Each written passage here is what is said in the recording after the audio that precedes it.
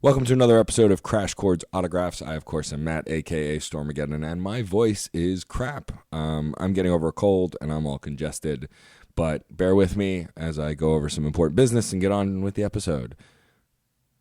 Did you know I have a Patreon? I do. It's patreon.com/Stormageddon. You can join at a variety of tiers and get some really cool rewards.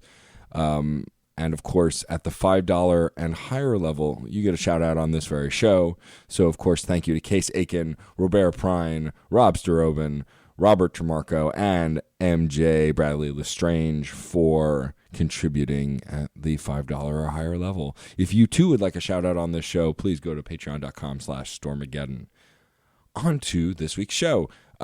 This week is really special to me because it is the creators and hosts of a podcast of the same name, Certain POV.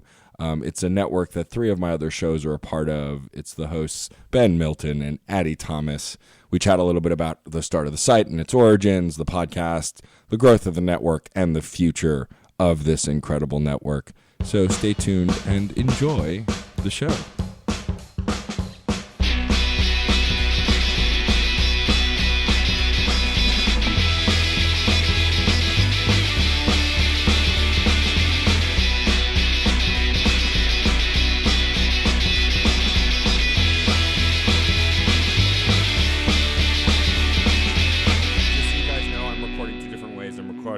On Audacity, which is just getting me, and then I'm recording on OBS with no actual video to capture everything.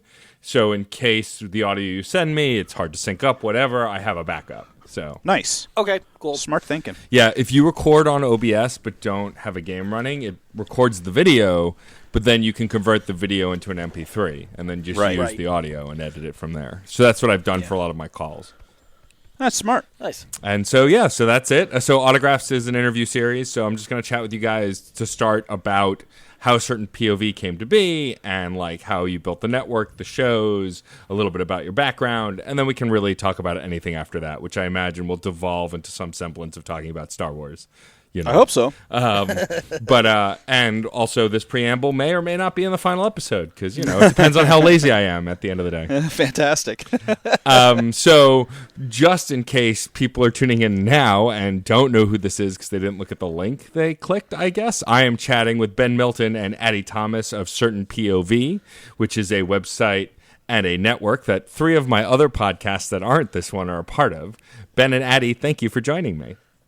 Thanks for having me, man. Seriously. This is awesome. Yeah, it's awesome to finally be on one of your non-certain point of view podcasts. Yeah, well, I only have one that's not on the network so far, but who knows? You guys might get greedy. We'll see how it goes. Right. I mean, we can't do that to Case, who's finally caught up to me because we both have now 3 shows on the network. So we're like, no, I kind of like doing that to Case. Actually, that's another ticket in the column for yes. Exactly right. So let's start by talking a little bit about Certain Point of View. For listeners of this show who don't know what that is, although I do talk about it at length, tell them a little bit about the site and the shows on it, and like how. Let's talk about a little bit about how the actual site and the podcast came to be. Sure. Well, Certain Point of View was just kind of like sort of just happened, really. I mean, Ben and I both started in radio. We both left radio, and then we kind of missed certain aspects of it, like especially the part where, well, we didn't always get the chance to be as creative as we like to be, to have as much control, and that was always very frustrating for us. So getting a chance to do some shows that we thought we mattered about things that we thought mattered was finally something we felt free to do. We had been kind of tangentially involved in podcasting. I've actually been technically, you know, like if by technical terms, I've actually been podcasting since 2005. Wow! Because of the work, just because of the work I was doing in radio, just repurposing audio from our station onto a feed. And I'd always, you know, I always loved audio production. Both of us are audio production nerds. And you know, I guess the shortest version of it, and I'm sure we can go further back in time afterwards, but we both ended up making podcasts on our own. Ben made a podcast on his own just like a couple months before I launched a football show with another friend of mine. And both shows, we got some traction in different ways, but then both fizzled out for different reasons. And then Certain Point of View happened out of that. We decided to do a Star Wars podcast. We'd always been Star Wars fans. That's always been an integral building block of our relationship. Star Wars. Yes, it really legitimately is. And then so we created that show, and we kept going with that one, and I guess the best way to explain how it exploded out into all these other podcasts is we met Case Aiken, and we created other shows with Case, and then it just kind of snowballed from there. So you're saying that it's Case's fault, is what I'm hearing. I think Case is the only one who was willing enough to make that many shows happen. Well, and let's not pick on Case too much. He is not here to defend himself. But yes, but yeah, exactly. from my point of view, my exposure to you guys was through Case and through Fun and Games when we joined the network. I'd been sort of familiar with you guys just because Jeff had mentioned it in passing, and this movie show that he had been on for a while. And what's really interesting to me about the network and how you guys, we've grown so much over the last year, especially now in the new year. We have even 2 new shows that have just started. But what I wonder is, was Star Wars the thing you wanted to talk about on a podcast because it's just the thing you both talked about the most? Yeah. Yeah. Well, yeah. Star Wars is like the Force. It's what binds us. It's a touchstone for all of our nerdy interests. Right. It's the major piece that Well, that's when we became friends. Is when we both realized we liked Star Star Wars. Wars. Like Star Wars. Yeah, that's like the building block. That's the cornerstone to our relationship. Yeah. So everything always seems to sprout off from Star Wars or come back to Star Wars in some ways between the two of us. Yeah, and there's a lot of shared experiences beyond Star Wars for us, like in an almost creepy way. Like when at least for me it was creepy. I don't know about you. Well, which part? I'm not. Well, like down to like our birthdays are like a day apart. Birthdays are a day apart. We both have like pet rabbits, apparently. And then there was like all sorts of other stuff. I was like, am I like a weird reincarnation of Ben that just happened too early? Like somehow the time stream like just got messed up. Yeah. We had very similar goals in career and sort of ambitions and just kind of the lifestyle. Very similar, like thought patterns and beliefs and stuff like that and experiences. Part of that also comes because, we met at a Christian music radio station that is run by the Seventh-day Adventist Church. So we come from a similar church, from the same church background. Right. So there is a lot of similarity in that, from that environment. It's a very insulated and closed environment. So it was I think like there's some of that natural thing. But then like we also were very interested in reaching outside of that environment. Yeah, and getting out of that environment and being effective outside of our, that little tiny world. Exactly. Was always a big interest of ours, and we, and at that radio station, he and I both fought day and night to be more inclusive and to be more open and more welcoming to people that maybe didn't have those exact same beliefs or had misconceptions about what those beliefs meant and stuff like that. And we fought really hard for that, and eventually it was a losing fight. Yeah. Yeah. But it was one of us left by choice. Yeah. Addy left by choice. I stayed too long. But at the end of the day though, like we wanted to have a platform that we could control, where we didn't have people telling us, well, you need to keep it down to 30 seconds, and then you got to get the people's attention right away. Take the first exit you have when you're talking. And we were like, we have more to say than what can be fit into a Twitter feed. Right. We wanted to, or radio. a 15-second intro of a song. Radio is essentially the Twitter of the broadcasting universe. You have to keep it under 144 characters. And we were like, well, we have like paragraphs to say. Like we have whole novels and books we want to talk about. There's nuance to what we believe and think. Yeah. So we were just looking for a platform for that. And Star Wars is a great platform for that for us as well. Because again, it's sort of like that common thing that we have.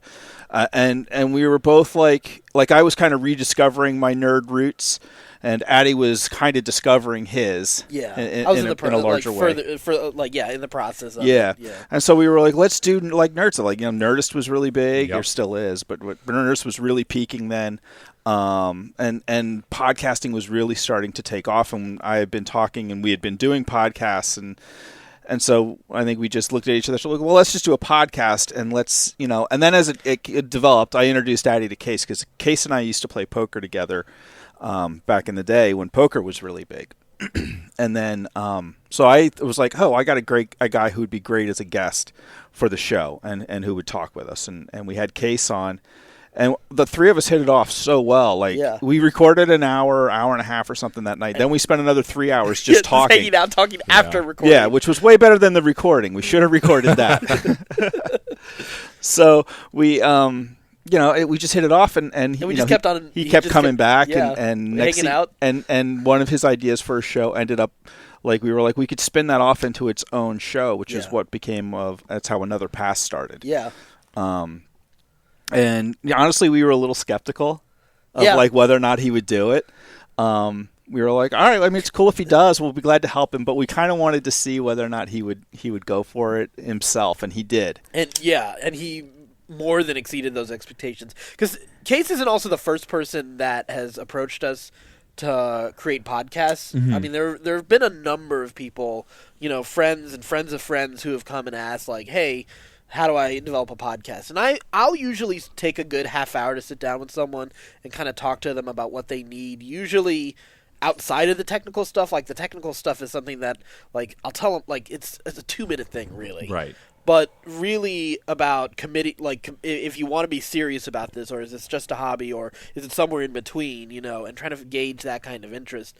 And some people have tried to do a little bit more than others, but Case was really the one who really, really ran with it, Yeah. Well, I think that comes from also a place of, podcasting seems easy. And I'll tell anybody that any idiot with a paycheck and a high-quality microphone can make a podcast. At its base, at its core, anyone can make a podcast. But making a successful podcast or a podcast that sticks around has nothing to do with the tech you have, the topic of conversation. All it has to do with is your own passion for the project. Absolutely. Like that, at the end of the day, the reason I've been podcasting as long as I have is because I had a passion for it. And while my music show didn't stay around forever, I still have 5 years of a weekly show backlogged that I did do that still exists. That's still a great listen. It ended due to a myriad of circumstances, and maybe someday in the far-flung future I'd love to go back to something like that. But at the end of the day, it started what I ended up continuing.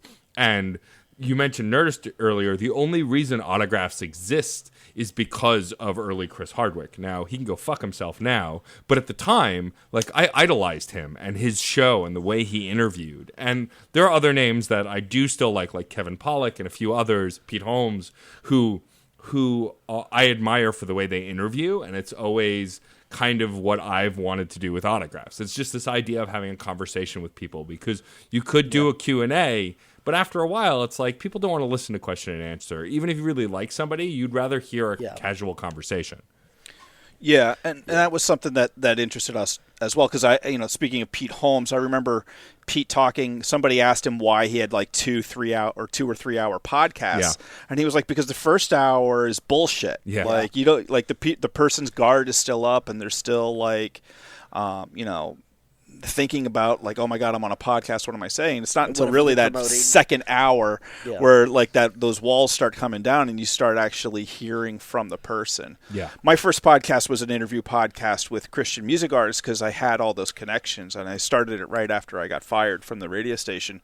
And that was really my major goal, was like, let's have some long form conversations with these people and find out what they really think. Because when I would sit down with them and we'd have a conversation, they were, most of them were great. I loved them. They were fantastic people. But then when you hear like their songs and the things that are being represented in those songs, you're like, man, that's not what you like. That ain't what you believe, fool. Well, and I'll actually add on to that, because I was a witness through a lot of those conversations, because a lot of those artists appreciated those conversations because Ben wasn't asking the typical questions that industry people would go for. There's an authenticity, and I think that's one of the most important things to me about all the Certain Point of View podcasts that kind of connects all of them, is ultimately the authenticity and reality. And I think that's what you're talking about also with what we do with the podcast, that, about real conversations and getting to who people really are and what they're passionate about. Yeah. But those artists would share more than just like the bullet points that they have on a talking point sheet from their publicist. Yeah. They get into much more intimate conversation, because we started to share first. Like, I know Ben would often share his story with his family situation, and that was something that would open up doors because those people felt more endeared to and connected to Ben, and like, as a consequence, they would sometimes offer to do things that they normally don't do for other stations similarly. It was because people were finally connecting, because they had an authentic connection. Right. And not just, well, here's an industry connection, and here's our, whatever game we're playing on this stupid morning show. And what the real thing about that, like all those things that you're talking about, what the heart of that is they could feel like with other people, what are they trying to get out of me? Right. Right. And that's one of the things that I like also about all the shows on the network, is there isn't, I don't ever feel that way of like when anybody's interviewing anybody or talking to anybody about like, well, what can I get from this person? Yeah. Like, we all work really hard to show each other and the topics that we're discussing about in the best light. Yeah. And that means a lot to me too. Like, I really like that we have sort of a really positive spin in media, because it's very easy to go negative. It's very, you can find anybody on the internet spewing hate about the thing that they allegedly love. Yeah. For people who love these different IPs, they sure do bitch a lot. Oh wait, I don't understand though. Are you saying that Star Wars fans are oversensitive and horrible man children? I don't understand. What? A large majority of them, yes. No, yeah. I think what's interesting about, from my perspective, joining Certain Point of View is when Case approached Jeff and then Jeff approached me. I mean, at the time, also it was like, well, I don't have a network. I sort of have a brand, but like it's kind of up in the air. Sure, I'll join this network. I'd love to. And like after several conversations with you and Addy, I could tell that you really just cared about the medium, and you were also genuinely interested in what we could bring to the table. It wasn't just like, yeah, put your name under our umbrella, whatever. Like there was an immediate and vested interest in what we were doing. And I really appreciated that. And I think it comes from a place that you both actually really care about what you're making. Money, no money, success, no success, it doesn't matter. What matters to you is the content that you're making and how you get there. Well, that's really the only thing you can control. All that other shit, like you have no, there's we can work as hard as we want. Maybe we produce the best sometimes Star Wars podcast on the net, but that doesn't mean that it's getting the downloads of some of these other major shows that you know about. Sure, that I can't control that. Right. So we try to control what we can control, which is how good is our own content? Are we growing? Are we learning ourselves? Are we saying something meaningful for other people and for ourselves as well? Yeah. Yeah. Because I feel like if you're saying something, if you're doing a show that's already being done and it's just, well, this is just my take on that, you're not really adding to the conversation. You're just doing a knockoff of what's already successful. Sure. And that's. It doesn't make much sense. Well, yeah, and whenever anyone approaches me asking about doing a podcast, that's 90% the first thing I say is, have something to say, and also talk about something that maybe other people aren't talking about. Like, I love this show. I love doing autographs, but I know that I'm relying, A, on the audience of the guest, and B, on people who like talking head shows, which there is no shortage of on the internet. No. So this will always be my passion project. I always hear kind words about it from the people who do listen, and I appreciate each and every one of them.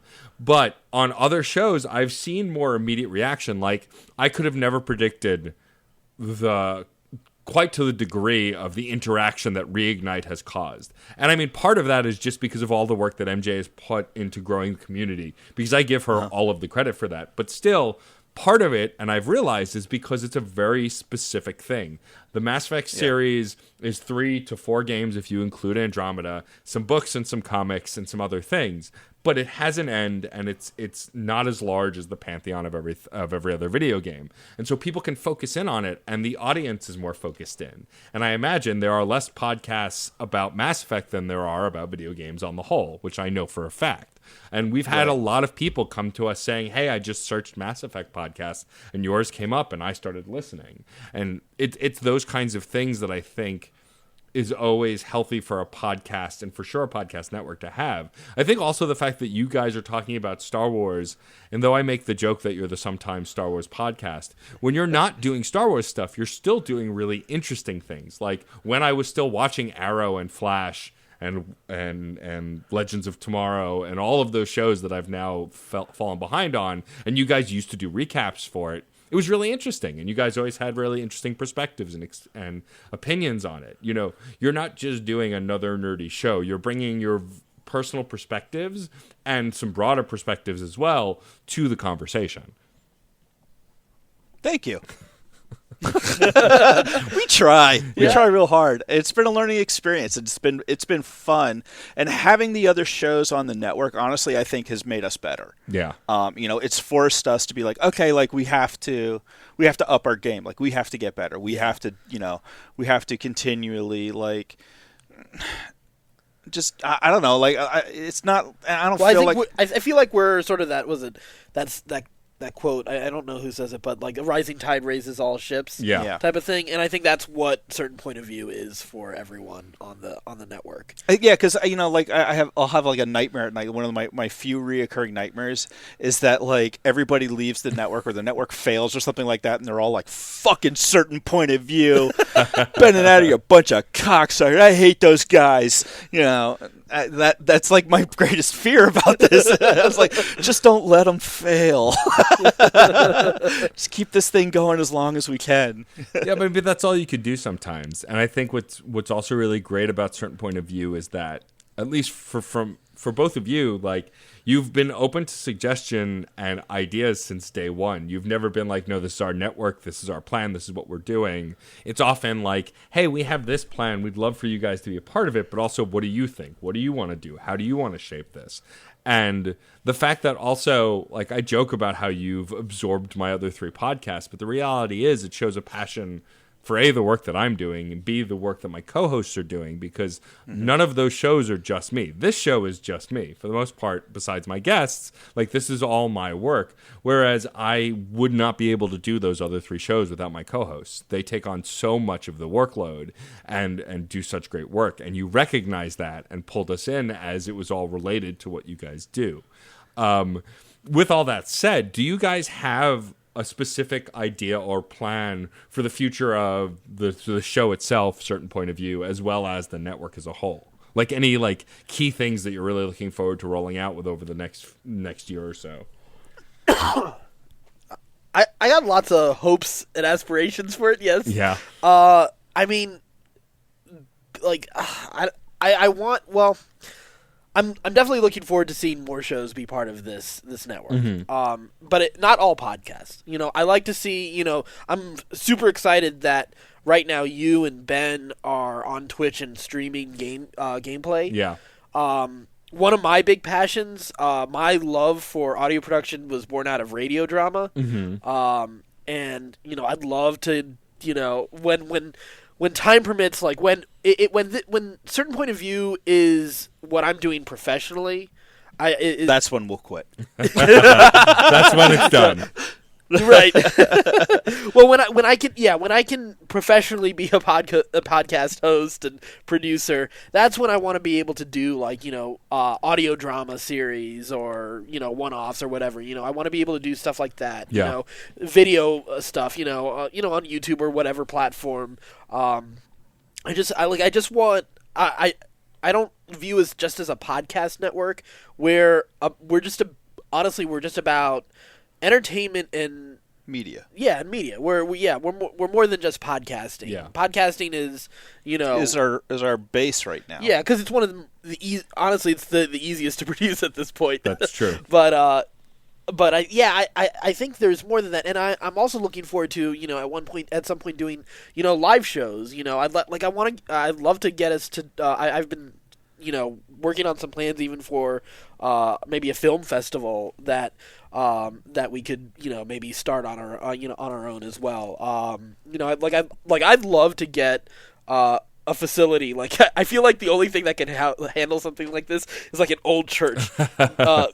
And just repurpose it into like a bunch of studios, and then like use the sanctuary for like movie screenings on a regular basis. Like have a sort of cafe type of environment for nerds to come and hang out and play D&D and podcast, stream, learn how to do these kind of things, learn how to produce, learn how to create their own projects, whether it's crafts or podcasts or but also have a chance to just hang out and talk comics with people and get something to eat while they're there. It's just I'm excited about the community aspect of all of this. You can host a Smash Brothers tournament at a a location like this. I want to have that kind of, in a way it's almost like Church for Nerds is really kind of how I imagine it, if that makes sense. And well, here's what's amazing. He's not kidding. Addy and I have literally been looking on LoopNet for churches for like a year and a half now. Yeah. I every now and then I look. Like there's a couple churches I see in the DC area. I'm like,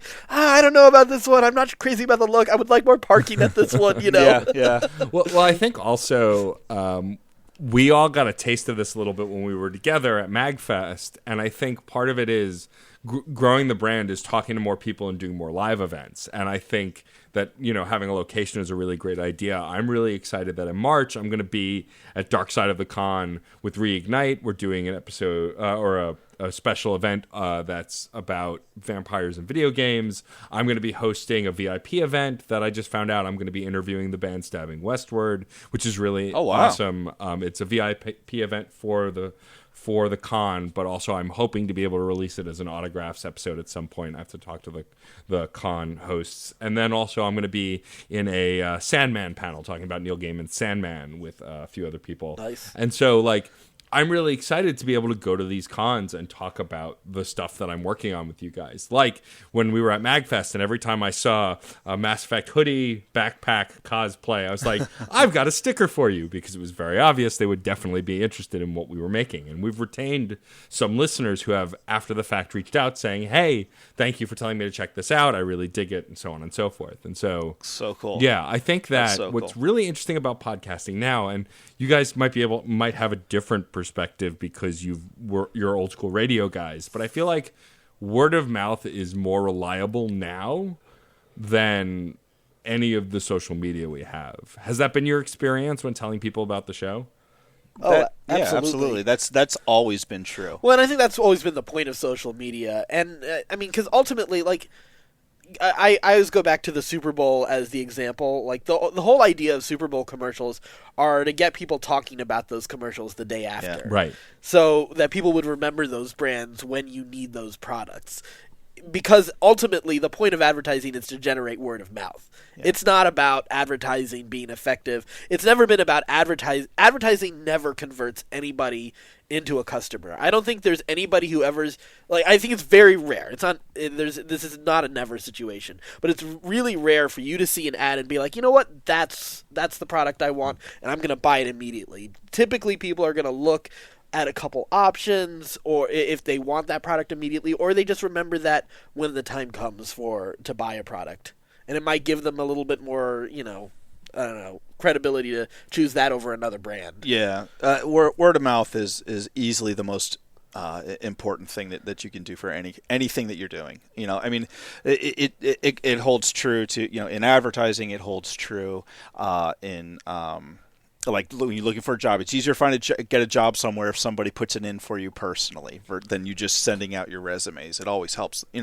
That's always been the case, and it still is. That will never change. Yeah, I find it frustrating with social media, especially now, because, and a great example of it, and so for the listeners who don't know or don't remember, both Ben and I participated in last year's Extra Life, which is a charity fundraiser to raise money for children's hospitals through the Children's Miracle Network. And I've done it before. This was Ben's first year. It was a lot of fun, and what was really interesting to me is in previous years, I raised a lot more money.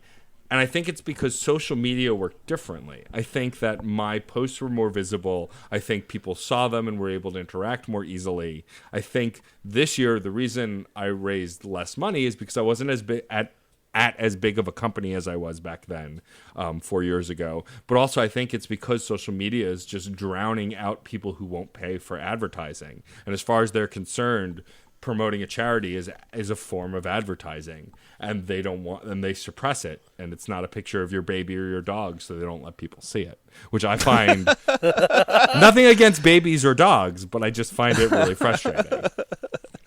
Yeah, I mean, it's hard to tell exactly because the algorithm's constantly changing, and they're constantly very secretive about how that stuff really works. And because I think it was also easier a year ago, even just a year ago on social media, because there was less people there. There was just less noise. Every year it just gets, the volume just gets turned up more and more and more exponentially.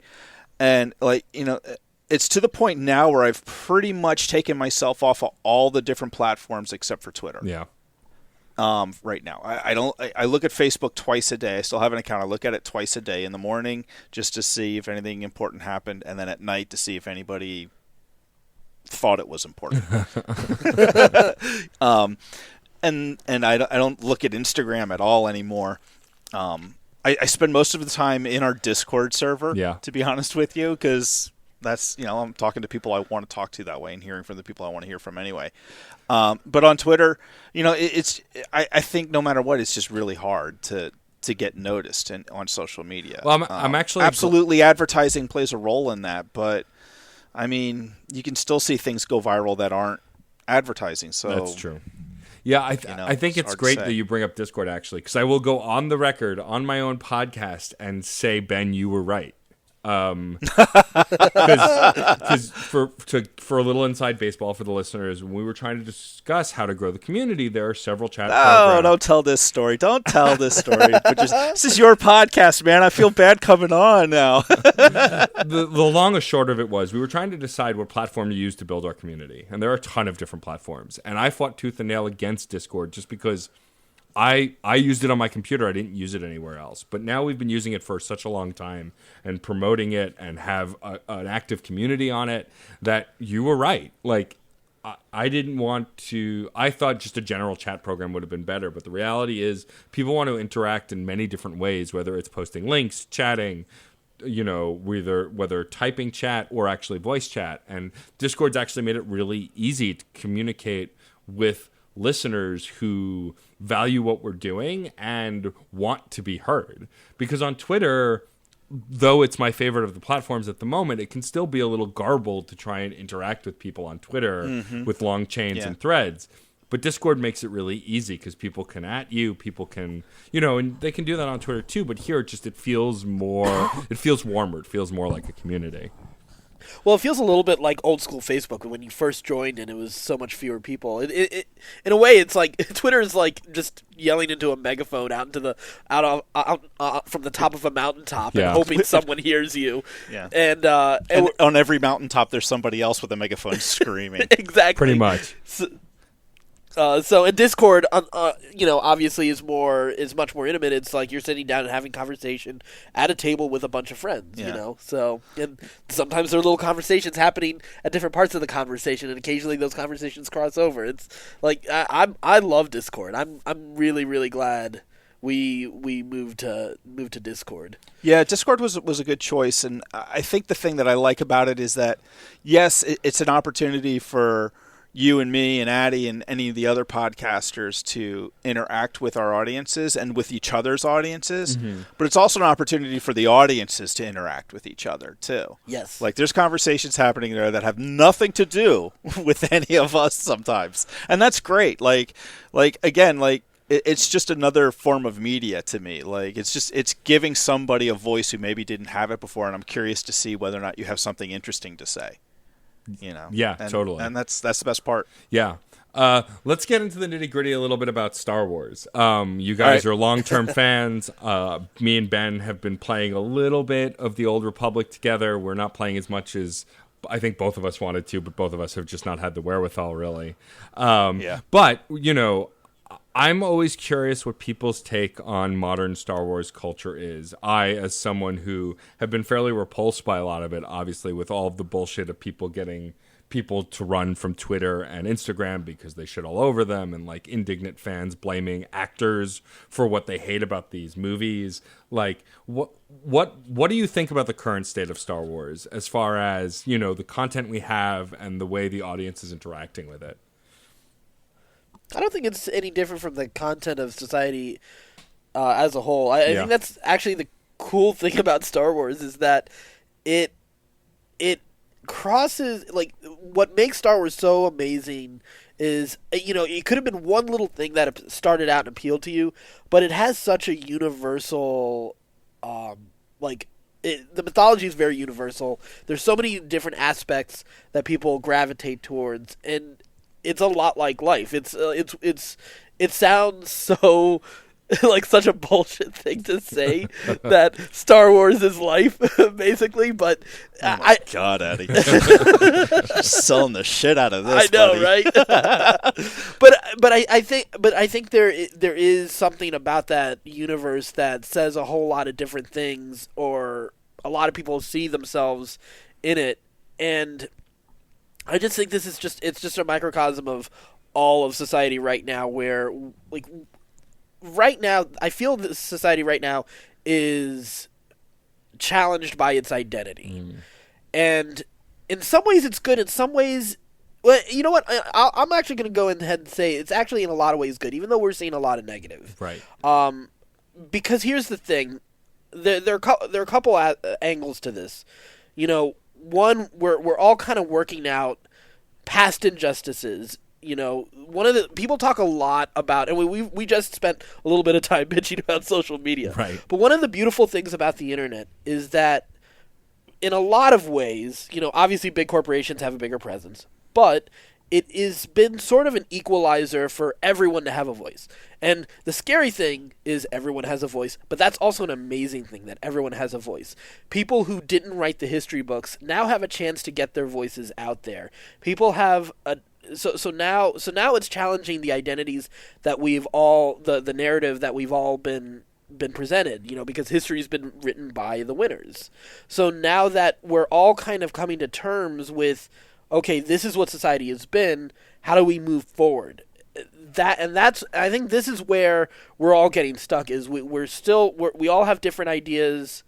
Some of us have different ideas of how to move forward, and some people are focused on how do we get, justice, and all of them are legitimate concerns, but we're all trying to figure out who we are and what that means. And that's always been a human question, but because there's so many more answers to that now, and more voices, and some of them not credible voices, and some of them are, but it's hard to hear them through all the noise. Yeah, I think to me, though, what matters, whether it's a credible perspective or not, is a credible idea or not, is that there's a truth in the perspective of it, whether you like that idea or not, and figuring out how people come to arrive at those places is sort of what I'm interested in. How do you backwards engineer? Right now, why are we so interested in villains who are sympathetic?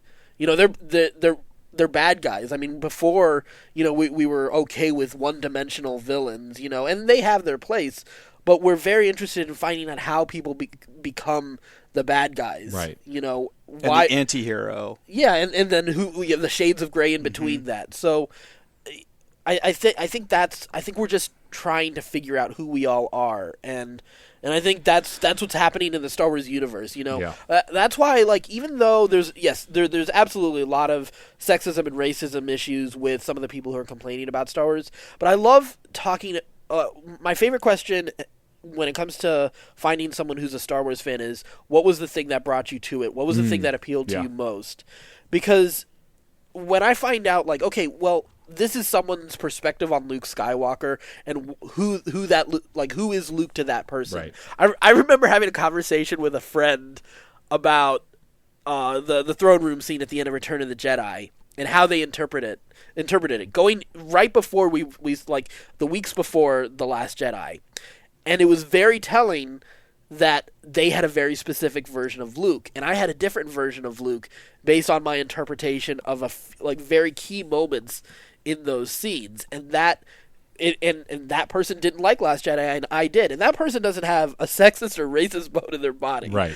But that they didn't like it because it didn't meet that particular expectation or of that ideal, because that's who they wanted Luke to be, and that's because that's who they wanted to be as well. Sure. You know? Yeah. The thing about Star Wars for me is, like, it's such a basic and broad mythology that it's very easy to find yourself and identify with something in it. And I think that's why it appeals to so many people, and so many people are so passionate about it, is because there's something in there, like you said, like there's something in Luke Skywalker that you see or I see or Matt sees, and it may be a little bit different because Luke is just sort of a mirror to the audience of, like, okay, because I mean, when you look, he's really very bland. There's really nothing to that character. It's a lot of Luke Skywalker's character in the movies is the baggage we put on him from ourselves. Sure. And I think that, you know, because of that, people identify with that character or one of the other characters, and they feel very passionately about that. I also think a lot of it is bullshit. I think a lot of it is trolling. Yeah, you know, for sure. Because, you know, people can say whatever the hell they want. And you know, that, like Addy was saying, that's one of the great things about social media is everybody has a voice. And one of the shitty things is that there's trolls. Yeah. You know, there's a lot of assholes out there, you know, for whatever reasons. And, you know, I think Addy and I are both pretty quick to point out that the assholes are on both sides of any issue. So, you know, you can find and it's very easy to finger point back and forth and be like, well, that motherfucker said da da da da, and well, they said da da da. And I think, like, Addy and I just had the shits of it last year, and so we were just like, we're going to rise above that, and let's just enjoy Star Wars. Let's just enjoy our nerdiness. Let's enjoy our thing, and not like get caught up in that hype. And we honestly we lost a lot of listeners. Yeah, in that process. We did. We even lost a Patreon. People on Patreon. Yeah. So we lost money over that, of just the fact that we weren't willing to go negative. But I sleep a lot better at night. So fuck them. Sure. I mean, well, at the end of the day, the show's got to be what you want it to be. And I think, like, when I did my year in review in January about 2018, I had this impasse where I could just talk about the great things that happened in 2018, or I could talk about the great and bad things. And I chose to only talk about the good things because I felt like we had all had enough of the bad things. Like, we all live on this planet, and we all know the bad shit that's going on. I don't need to bring it up again. Well, I should just talk about what I enjoy, because people who are coming to listen to my show aren't coming to listen to me, you know, berate or belittle stuff. And also, it just makes me feel better. Yeah, you're absolutely right. You know what we love. I put this on the Discord channel the other day because I was actually thinking about this 2 days ago. The reason we love Star Wars and we love the Darth Vader story is because he gets redemption at the end. Yeah. Yes. There's hope in that story. Yep. And we love hope. We need hope as a people. We need hope in our everyday lives. It doesn't matter whether you're on the right or the left or in the middle. Everybody is struggling with something, and you need hope. And that's why that character is so powerful, and that's why not going negative and not like getting sucked down into this stuff that's so easy to do on social media. Yeah. and especially in nerd culture, it's not just Star Wars. It's pervasive everywhere. Is to go negative. I'm like one of the biggest WoW streamers. Like says he loves the game. He just bitches about it constantly. Yeah. And I'm like, dude, you don't love this game. You hate this game, but you're making too much money to quit. Yeah.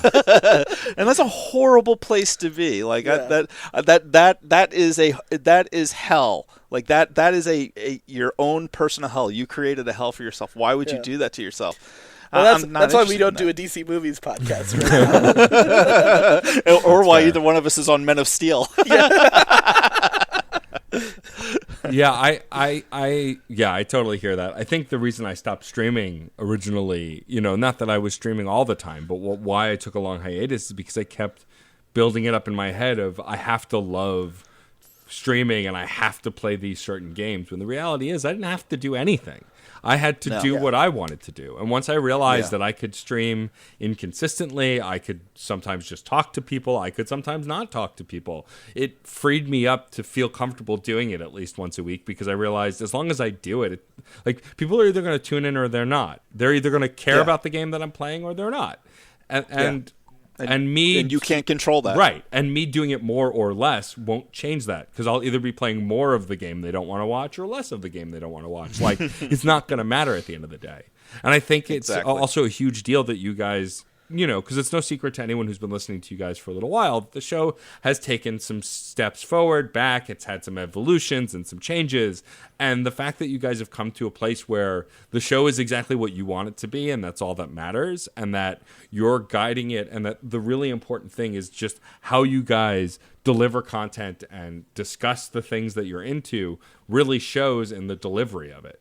And I think as far as talking about Star Wars, I think that Addy's absolutely right about you really can know a person by where they got their start with Star Wars, or even if they don't like Star Wars at all, because there's plenty of reasons not to like Star Wars too if you don't, and that's your prerogative too. And it's like, I think at the end of the day, I think that's what really matters, is that not enough people think it's okay to not like things. I think everyone feels entitled and they deserve something, and when they don't like something, they feel like they've been wronged instead of just accepting that they don't like it.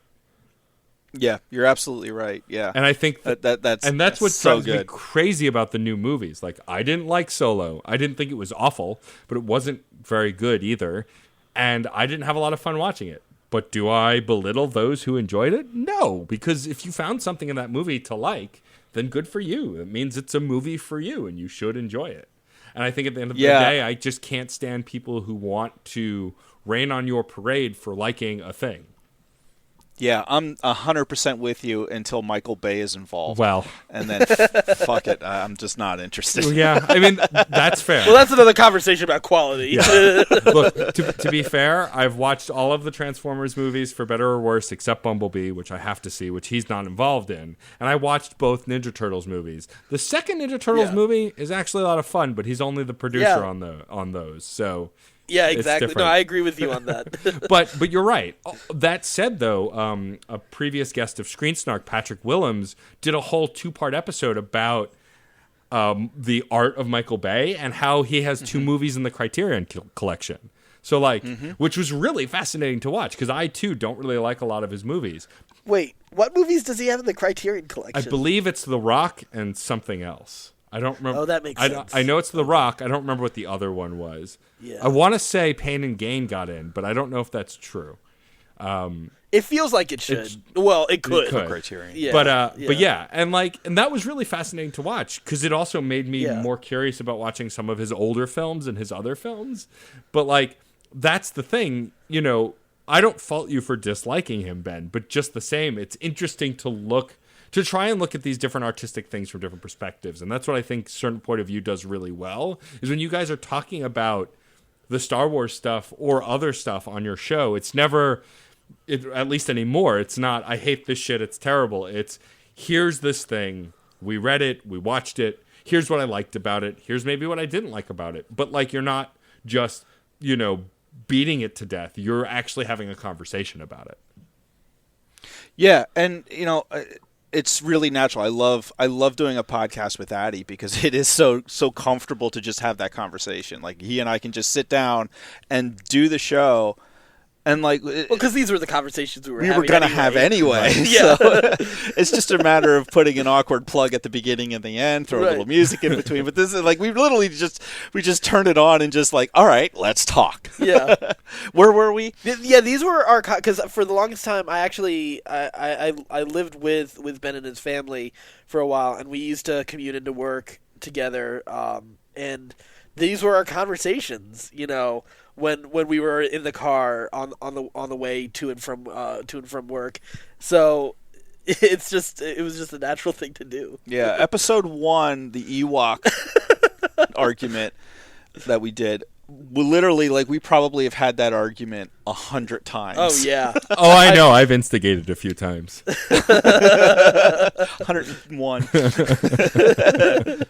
Yeah, that's one thing. Like, it's if you really have nothing else going on in your life and you decide to start from episode 1 and listen all the way through, or just take samples. Like, it's really an evolution of us and what we think and what we're thinking about. Yeah. And so you can kind of like watch the ebbs and flows of our relationship, but also our thought processes and what's important to us. About the world and everything. Yeah. Yeah. You can take a really meta view of the show, and it might be interesting. I don't know. It might actually make it better.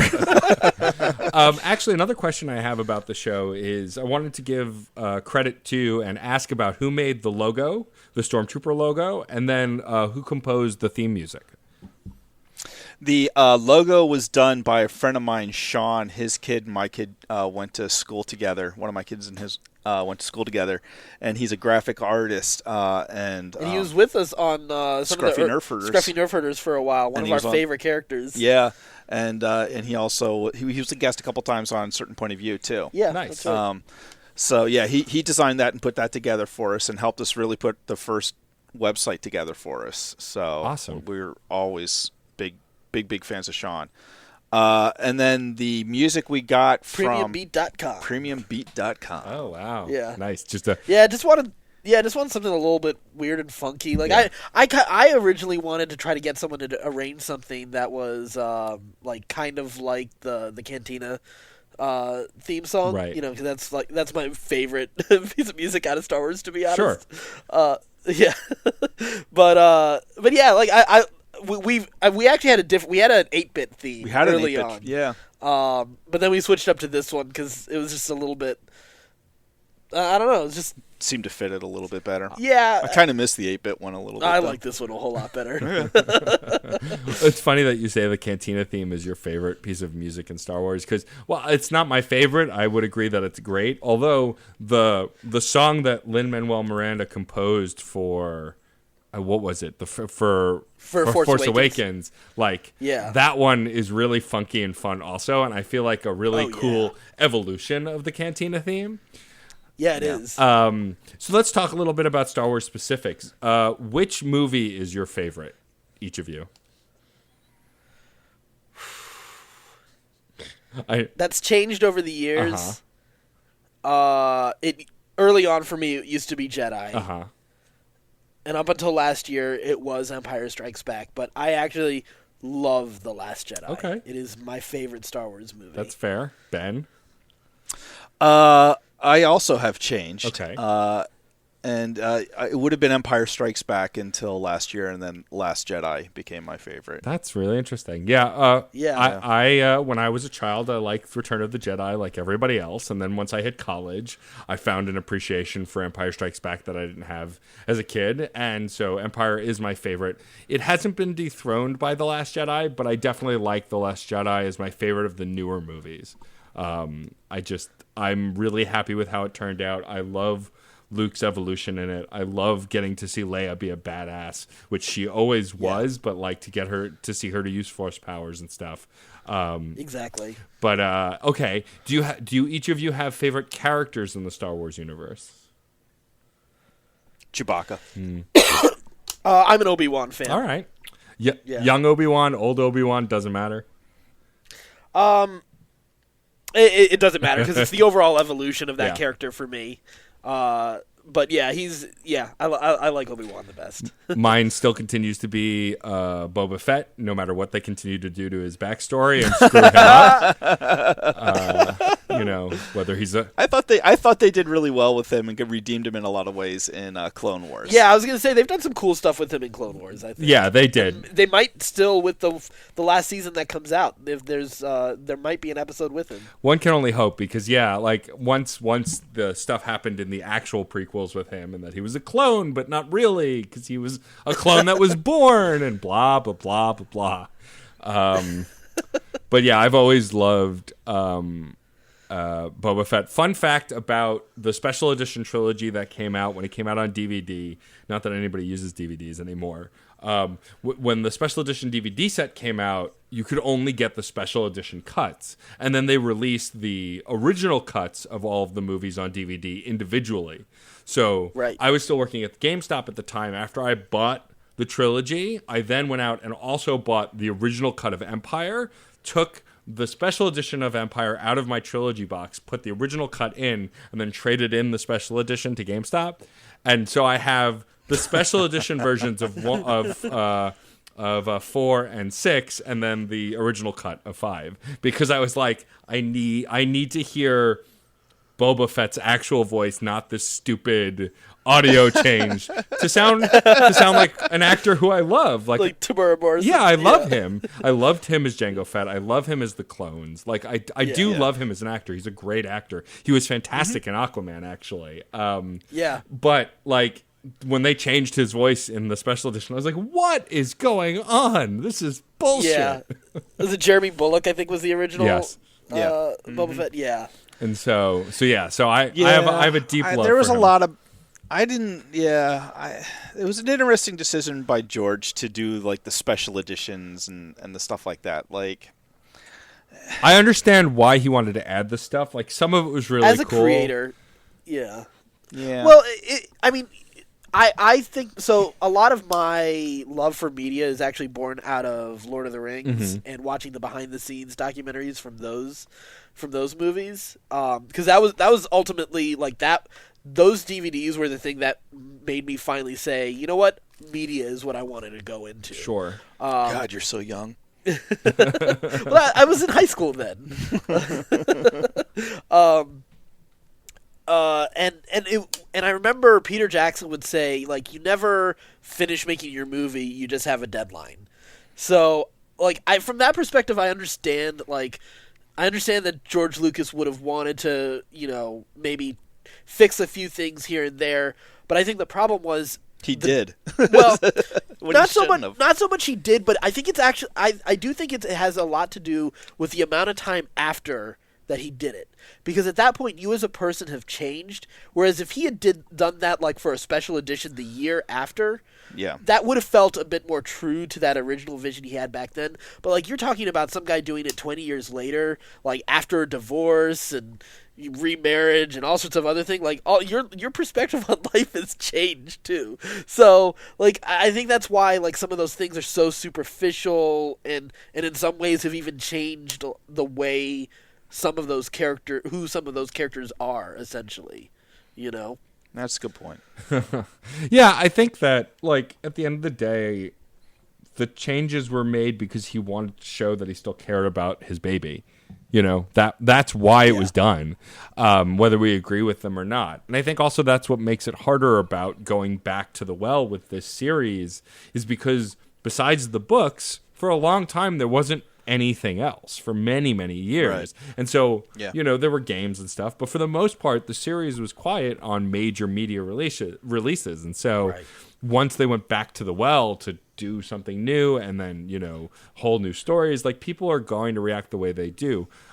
Recently on, as of when this airs, the most recent episode of Fun and Games was about gaps between games in a series, and more specifically Kingdom Hearts 3, and how it's kind of an impossible game to review, because do you review it against the standards of the previous games, which came out 15 years ago? Do you review it against the current standard of games, which are not anything like Kingdom Hearts? Do you compare it against, action RPGs? Do you compare it against other Disney games? Like, it's one of those things that when things come out after a certain period of time and people have grown up with these franchises, it's hard to ever really redeem them because someone's not going to be happy, no matter who it is. Like, there's always going to be someone who's just not satisfied with the end result. Yeah. And that's everything now. Yeah, it absolutely is. That's where we've become, what we've become as a society, or at least how it sounds like we've become as a society. I think, as pervasive, and this goes back to social media, as pervasive as social media is, I'm still not convinced that it's a fair representation of most people. I would agree, yeah. I totally agree, yeah. I think most people are far more reasonable than what social media lets on, and tend to not say as much. Oh yeah, as well. People are way braver when they're not standing in front of somebody. I've definitely learned that, right? Because I've confronted people in person who have said shitty things to me online, and they are a lot more timid and a lot less brave, as it were. Yeah, because nobody likes to get hit in the fucking nose. No, that's definitely true. Well, I really appreciate you guys taking the time to chat with me and give us a little insight to the origins of CPOV. I am honored and proud to be on this network, and anything I can do to promote the network, I'm happy to do. I'm hoping that some of my listeners here will go check out the network. Before we wrap up, maybe say where people can find each of you on the internet and where they can find the shows of Certain POV and all of that stuff.